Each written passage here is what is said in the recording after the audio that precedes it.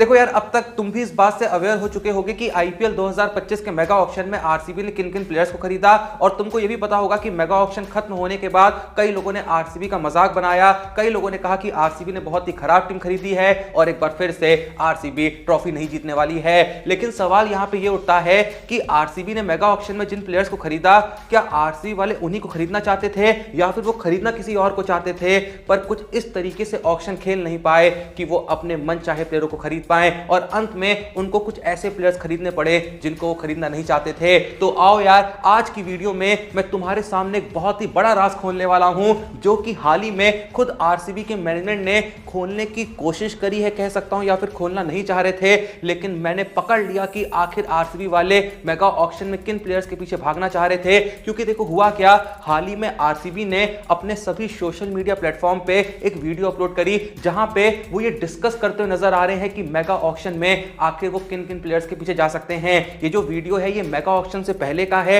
Upload हाल ही में करा है इन्होंने, लेकिन इस वीडियो के अंदर उन्होंने यही दिखाने की कोशिश करी है कि जो आरसीबी का मैनेजमेंट था, जो कोचेस थे, वो आखिर मेगा ऑक्शन में किस तरीके की स्ट्रेटेजी बना के गए थे कि आखिर वो किन किन प्लेयर्स के पीछे भागना चाहते हैं, किन किन प्लेयरों को आईपीएल 2025 में अपनी टीम में शामिल करना चाहते हैं। तो भाई देखो, भले ही आरसीबी ने टोटल 25 में से 22 प्लेयर्स खरीदे, वैसे मैक्सिमम हर टीम 25 बाय कर सकती है, लेकिन आरसीबी ने टोटल 22 प्लेयर खरीदे।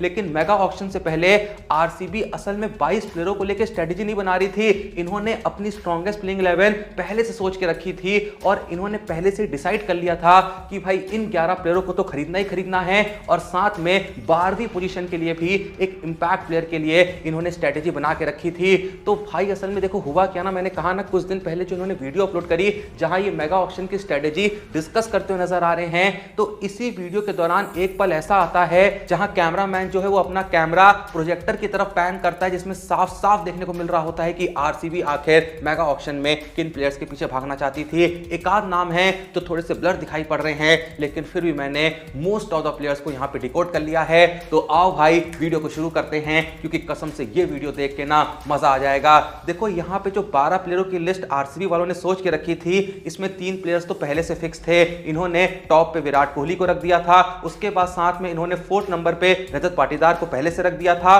और 11वें नंबर पे यश दयाल को रख दिया था, क्योंकि इन तीनों ही प्लेयर्स को इन्होंने आईपीएल 2025 के मेगा ऑक्शन से पहले ही रिटेन कर लिया था। लेकिन जब आप इस स्क्रीन पे बहुत ही ध्यान से देखते हैं तो आपको देखने को मिलता है कि विराट कोहली के साथ इन्होंने लिखा हुआ है ओवरसीज ओपनर, यानी विराट कोहली के साथ ओपनिंग करने के लिए ये एक ओवरसीज ओपनर टारगेट कर रहे थे। और खुशी की बात यह है कि ये लोग फिल सॉल्ट को खरीदने में कामयाब रहे और इसी के साथ इनको एक ओवरसीज ओपनर मिल गया। उसके बाद जब फर्स्ट डाउन की तरफ जाते हैं, यानी 3rd पोजीशन की तरफ जाते हैं, तो यहां पे ये लोग खरीदना चाह रहे थे वेंकटेश अय्यर को, जो कि आप स्क्रीन पे देख सकते हैं वेंकटेश अय्यर लिखा हुआ है 3rd पोजीशन पे। लेकिन फिलहाल अंतिम सत्य यह है कि भले ही मेगा ऑक्शन के अंदर आरसीबी और केकेआर के बीच एक अच्छी फाइट देखने को मिल रही थी, पर अंत में इस फाइट को जीता केकेआर ने और वेंकटेश अय्यर को खरीदा पूरे 23.75 करोड़ में। इसका नतीजा यह रहा कि आरसीबी को अंत में देवदत्त पडिक्कल के साथ सेटल होना पड़ा और माना जा रहा है कि फर्स्ट डाउन पोजीशन पे आरसीबी के लिए आईपीएल 2025 में देवदत्त पडिक्कल खेल सकते हैं। 3rd पोजीशन के बाद जैसा मैंने आपको ऑलरेडी बता दिया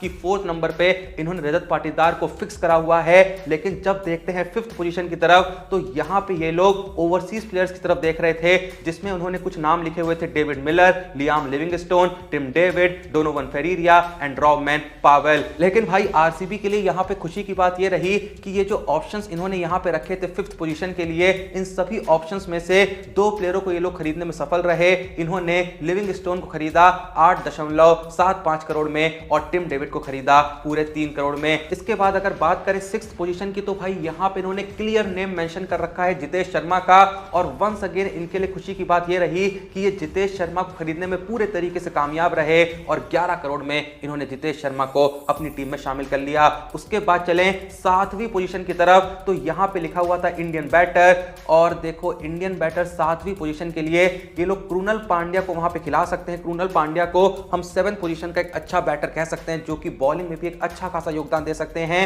बाकी 7th पोजीशन के लिए 2 अनकैप्ड बैटर्स भी यहां पे ऑप्शन में दिखाई देते हैं। पहले हैं स्वास्तिक चिकारा और दूसरे हैं मनोज भंडागे। उसके बाद बात करें 8वीं पोजीशन की, तो 8th नंबर पे इन्होंने कुछ ओवरसीज पेसर्स के नाम रखे थे, जिससे साफ हो जाता है कि 8th पोजीशन पे एक अच्छे ओवरसीज पेसर की तलाश कर रहे थे। जो नाम यहां पे स्क्रीन पर दिखाई पड़ते हैं वो है Kagiso Rabada, Mitchell Starc, Hazlewood, Nathan Ellis और नुवान तुषारा। उसके अलावा कुछ और नाम भी दिखाई दे रहे हैं लेकिन वो थोड़े से ब्लर हैं तो सही से दिख नहीं रहा है। तो खुशी की बात यह है कि आरसीबी यहां पे भी इन सभी नामों में से दो नाम खरीदने में सफल रही। पहले हैं हेजलवुड और दूसरे हैं तुषारा। वैसे इसके अलावा आरसीबी लुंगी नगीडी और ऑलराउंडर रोमारियो शेफर्ड को भी खरीदने में सफल रही है जो कि वंस अगेन ओवरसीज पेसर हैं। लेकिन लुंगी नगीडी और रोमारियो शेफर्ड इनकी लिस्ट में नहीं थे। जो नाम लिस्ट में थे उसमें से हेजलवुड और तुषारा को मेगा ऑक्शन में आरसीबी खरीदने में सफल रही। अब चलें 9th पोजीशन की तरफ। तो यहां पे ये लोग खरीदना चाह रहे थे एक इंडियन पेसर। जो नाम हमको स्क्रीन पे दिखाई दे रहे हैं उसमें है टी नटराजन,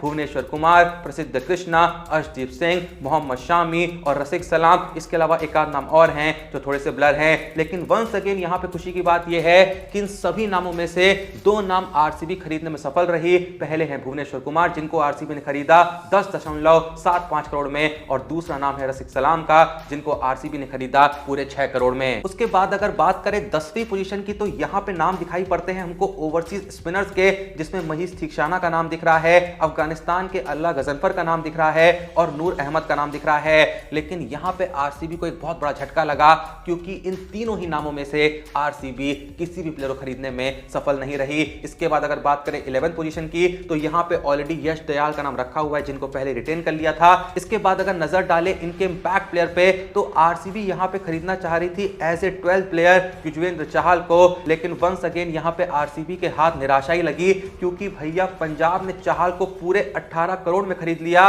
लेकिन आरसीबी एक आध स्पिनर खरीदने में जरूर कामयाब रही। इनके पास तो यश शर्मा है, स्वप्निल सिंह है और इंग्लैंड के ऑलराउंडर्स में जेकब बैथल है, लिविंगस्टोन है जो कि बैटिंग तो करते ही करते हैं लेकिन साथ में एक अच्छा स्पिन ऑप्शन भी देते हैं। वैसे भाई अगर तुमने अभी तक आरसीबी की ये प्लानिंग वाली वीडियो नहीं देखी है ना, किस तरीके से दिनेश कार्तिक हो गए, आरसीबी के कोच हो गए, आरसीबी का मैनेजमेंट हो गया, ये लोग किस तरीके से स्ट्रेटजीज बना रहे थे मेगा ऑक्शन को लेके, भाई 9-10 मिनट की वीडियो अगर नहीं देखी है ना तो भाई तुमने बहुत कुछ मिस कर दिया। पर चिंता मत करो, ये पूरी वीडियो हमने आपके लिए सेव करके रखी है हमारे Telegram channel cricket time with Joshi पे, टॉप पे पिन करके रखी है। जाइए जाके वीडियो देखिए। कसम से भाई आप आरसीबी की स्ट्रेटजी देखेंगे ना तो आप कहेंगे प्लेयर्स चाहे उन्होंने जैसे भी खरीदे हों लेकिन सच में बहुत सोच समझ के खरीदे हैं। और भाई इसी वीडियो में एक मोमेंट ऐसा आता है जब दिनेश कार्तिक भुवनेश्वर कुमार के बारे में बात कर रहे होते हैं, भाई तुमको फील आ जाएगा कार्तिक की बातें सुन के और तब तुमको समझ में आएगा कि आखिर इन्होंने भुवनेश्वर कुमार पे इतना बड़ा अमाउंट क्यों खर्च कर रखा है। तो भाई जल्दी से जाओ डिस्क्रिप्शन और पिन कमेंट में दिए हुए लिंक से क्रिकेट टाइम विद जोशी के हमारे टेलीग्राम चैनल को ज्वाइन करो जहां पे क्रिकेट वर्ल्ड की हर इंपॉर्टेंट अपडेट सबसे पहले आप तक आती है ताकि क्रिकेट वर्ल्ड और आईपीएल 2025 की छोटी से छोटी इंपॉर्टेंट खबर आपसे ना छूटे। तो जल्दी जाइए टेलीग्राम चैनल को ज्वाइन करिए। और भाई देखो यहां पे मैं अंत में यही कहना चाहूंगा कि आरसीबी मेगा ऑक्शन से पहले जिन प्लेयर्स को खरीदना चाहती थी उसमें से लगभग 80 to 90% प्लेयर्स हम कहेंगे आरसीबी खरीदने में सफल रही है। तो भले ही लोग कितना भी कह लें कि आरसीबी ने अच्छा मेगा ऑक्शन नहीं खेला लेकिन सत्य फिलहाल यह है कि आरसीबी जिनको खरीदना चाहती थी ना उनको ही खरीदी है। ऐसा नहीं कि आरसीबी खरीदना कुछ और प्लेयर्स को चाहती थी लेकिन ऑक्शन अच्छे से नहीं खेल पाई जिसके चलते उनको कुछ खराब प्लेयर्स उठाने पड़े। नहीं भाई, आरसीबी ने जो प्लेयर्स खरीदे हैं ना वो सच में उनको खरीदना चाहते थे क्योंकि आरसीबी को लगता है कि ये प्लेयर्स हैं जो आरसीबी को पहली बार ट्रॉफी जिता सकते हैं। अब आप लोग बताइए कि आरसीबी की इस टीम को देख के, आरसीबी के इस स्क्वाड को देख के आपको क्या लगता है, क्या सच में आरसीबी इस बार अपनी पहली ट्रॉफी जीत सकती है? और आखिर कौन बनेगा आईपीएल 2025 में आरसीबी का कप्तान? अपना जवाब कमेंट सेक्शन में जरूर दीजिएगा। वीडियो को लाइक करिएगा, चैनल को सब्सक्राइब करिएगा। मिलते हैं नेक्स्ट वीडियो में, तब तक के लिए जय हिंद, धन्यवाद।